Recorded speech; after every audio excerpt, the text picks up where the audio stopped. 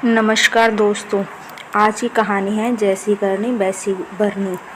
सरस्वती भूख से परेशान हो गई थी। सुबह से मालती ने उसको खाने के लिए कुछ भी नहीं दिया था, क्योंकि सुबह नाश्ते में उसने आलू के पराठे बनाए थे और अब वह भी ख़त्म हो गए थे। इसलिए सरस्वती दोपहर के खाने की राह देख रही थी। पर मालती ने सुबह पेट भर के नाश्ता किया था, इसलिए वो दोपहर का खाना नहीं बनाने वाली थी। अंततः भूख से परेशान हो रही सरस्वती मालती के पास गई और बोली, बहू मुझे बहुत ज़ोरों से भूख लगी है, खाने के लिए कुछ भी दे दे। सरस्वती का कहना सुनकर मालती मुंह टेढ़ा करके बोली, दिन भर सिर्फ आपको भूख ही लगती है, दूसरा तो कुछ भी काम नहीं रहता आपको। उस टेबल पर चने रखे हैं, वही खाकर पानी पी के सो जाओ। आज दोपहर को मैं मेरी फ्रेंड के साथ बाहर जाने वाली हूँ, इसलिए खाना तो रात को ही बनाऊंगी। यह सुन के सरस्वती का मन उदास हो गया। फिर सरस्वती धीरे से बोली, तू कहे तो मैं खुद के लिए कुछ बना लूँ। मालती गुस्से से बोली, एक व्यक्ति के लिए खाना बनाओगी क्या आप? सोचकर मालती किचन में गई और उसने फ्रिज में रखे हुए बासी चावल निकाले। अचार के साथ वह चावल एक थाली में परोसकर सरस्वती के आगे रखकर बोली कि खा लो। ऐसा कहकर पर्स लेकर मालती घर के बाहर चली गई। चावल फ्रिज में रखे थे, तभी भी वह खराब हो गए थे। उनसे गंदी बदबू आ रही थी। सरस्वती ने गुस्से से वह चावल डस्टबिन में डाल दिए। इसके बाद उसने दाल चावल निकालकर अपने लिए गर्मा गर्म खिचड़ी पकाई और पुदीने की चटनी के साथ खाई और सब बर्तन घिस कर किचन साफ किया और चुपके से अपने रूम में जाकर सो गई। मालती ने भले ही खाना पकाने से मना किया था, पर यह घर उसका भी था और वह खुद का खाना खुद बना सकती है।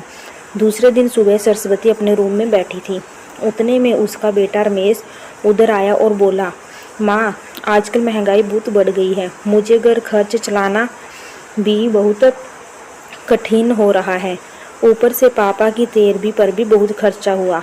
माँ मैं सोच रहा था कि एक रूम किराए पर दिया जाए, घर का किराया आने पर घर खर्च में थोड़ी मदद होगी। सरस्वती बोली, बेटा तुझे जो ठीक लगेगा तुम वही कर। उसके बाद रमेश गला साफ करते हुए बोला, माँ तेरा रूम खाली कर दे और नीचे के छोटे रूम में शिफ्ट हो जा। उस छोटे रूम में टॉयलेट और बाथरूम नहीं है, तो उसे कोई किराए पर नहीं लेगा। सरस्वती चौंक गई और बोली, पर वह रूम छोटा है और वो तो स्टोर रूम है, मैं उधर रहूँगी तो टॉयलेट बाथरूम कैसे जाऊँगी। रमेश बोला, माँ तू आंगन के टॉयलेट में जाया कर, तुम तो घर पर ही रहती है ना। जिसको हम रूम किराए पर देने वाले हैं उसको तो सारी सुख सुविधा तो चाहिए ना। वैसे भी यह रूम भी बहुत बड़ा है, पापा के जाने के बाद तुझे इतने बड़े रूम की क्या ज़रूरत है। सरस्वती कुछ क्षण शांत रही और सोचने के बाद बोली, टेरेस पर जो रूम है वह भी हम किराए पर दे सकते हैं, उस रूम में सब सुख सुविधा है। उस पर रमेश बोला, नहीं माँ वह रूम हम किराए पर नहीं दे सकते, वह अपने मेहमानों के लिए रखा है। तुझे तो अच्छे से पता है कि मालती के मायके वालों का आना जाना चालू रहता है, इसलिए एक्स्ट्रा रूम मेहमानों के लिए रखना पड़ेगा। सरस्वती सब समझ गई थी कि बेटे ने तो उसका ही रूम किराए पर देने का निर्णय लिया है, क्योंकि वह बुढ़ापे में बेटे और बहू पर आश्रित थी। इसलिए रमेश ने जो कहा उस पर सरस्वती ने ज़्यादा विरोध नहीं किया। उसने अपना थोड़ा सामान लिया और छोटे रूम में शिफ्ट हो गई। उधर पुराने छोटे रूम में उसका जी घुट रहा था, तब भी वहाँ उस रूम में दिन काट रही थी। नया किराएदार आया था, सब पहले जैसा चल रहा था। घर में आए हुए किराएदार का नाम अशोक था, एक एनजीओ में काम करता था। वह हर रोज़ मालती और रमेश सरस्वती के साथ कैसा सलूक करते थे वह देखता था। वह देखकर उसको बहुत बुरा लगता था। धीरे धीरे सरस्वती अशोक को अपने बेटे जैसा मानने लगी। अशोक भी आते जाते सरस्वती का हालचाल पूछा करता था और उसका ख्याल रखता था। रमेश और मालती को सरस्वती से कुछ लेना देना नहीं था। मालती बचा हुआ खाना उसकी थाली में रखकर चली जाती और बेटा तो उसकी तरफ देखता भी नहीं था। सरस्वती तो पहले ही समझ चुकी थी कि उसका बेटा अब पहले जैसा नहीं रहा, वह बदल गया है। फिर भी वो आंखें बंद करके किसी पालतू पशु जैसी उस घर में रहती थी, क्योंकि बुढ़ापे में उसको दूसरा किसी का सहारा नहीं था। रोटी के 2 टुकड़ों के लिए उसको उनके सहारे रहना पड़ रहा था। कभी कभी सरस्वती को बहुत रोना आता था। सरस्वती अशोक को अपने मन की बातें बताने लगी। उनके पति की मौत बेटे की लापरवाही से हुई थी, पर वो ज़्यादा नहीं बोल पा रही थी। जब पति काम पर जाते थे तब घर में हम दोनों का बहुत मान सम्मान मिलता था। जब वह काम करने में असमर्थ हो गए तब रमेश को उन्होंने घर खर्च में मदद किया कर ऐसा कहा। यह बातें रमेश के मन को बहुत लगी। जब तक पति घर चला रहे थे रमेश अपने सब पैसे बचा लेता था, पर अब शर्म से और मजबूरी में उसको घर खर्च चलाना पड़ रहा था। धीरे धीरे माँ बाप का खर्च उसको बोझ लग रहा था, लेकिन वह स्पष्ट रूप से कुछ भी नहीं कह सकता था। इस बीच पति का स्वास्थ्य बहुत बिगड़ गया और वह चल बसा।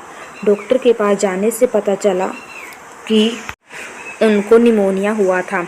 डॉक्टर थोड़ी महंगी दवाई लिख कर देते थे, तो रमेश पैसे बचने चाहिए, इसलिए रमेश आधी दवाई लेकर आता था। शुरू में पति का स्वास्थ्य सुधर गया था, तब रमेश ने उनकी गोलियां औषधि बंद कर दी थी। पति भी इन चीज़ों पर ज़्यादा ध्यान नहीं देते थे, लेकिन एक रात में उन्हें सांस लेने में बहुत परेशानी हुई। सरस्वती बहुत घबरा गई और वह भाग भाग के गई और रमेश के कमरे का दरवाज़ा ठोकने लगी और कहने लगी कि पापा का स्वास्थ्य बहुत बिगड़ गया है, चल हम उन्हें डॉक्टर के पास लेकर जाते हैं। उस पर रमेश बोला, माँ मुझे यह अब सोने दे, मुझे बहुत नींद आ रही है, हम सुबह पापा को डॉक्टर के पास लेकर जाएंगे।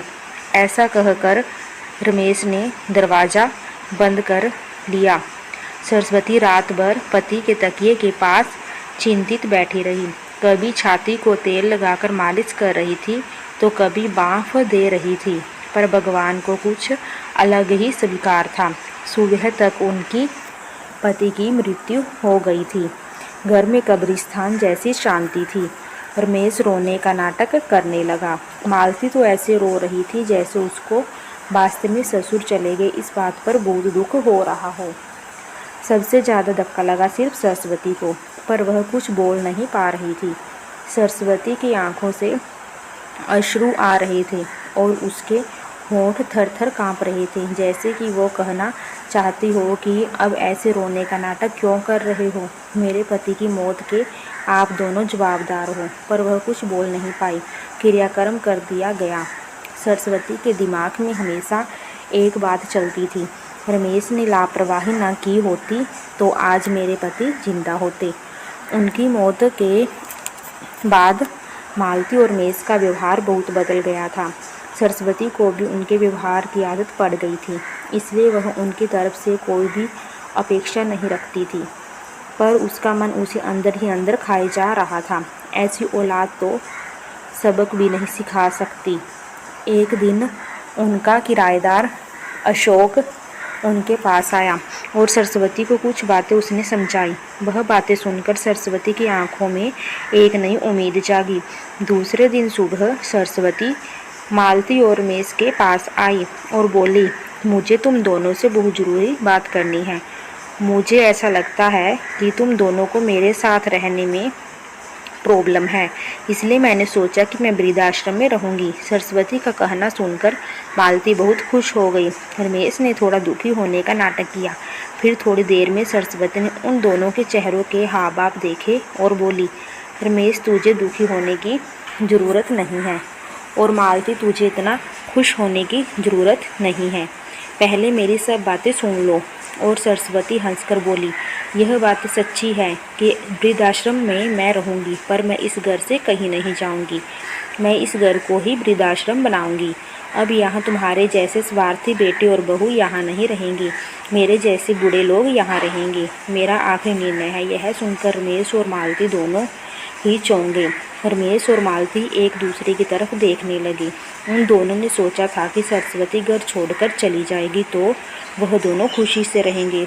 उनको लगा था कि अब उनको सरस्वती की जवाबदारी लेनी नहीं पड़ेगी। उसका ख्याल नहीं रखना पड़ेगा। पर इधर तो सब उल्टा हो गया था।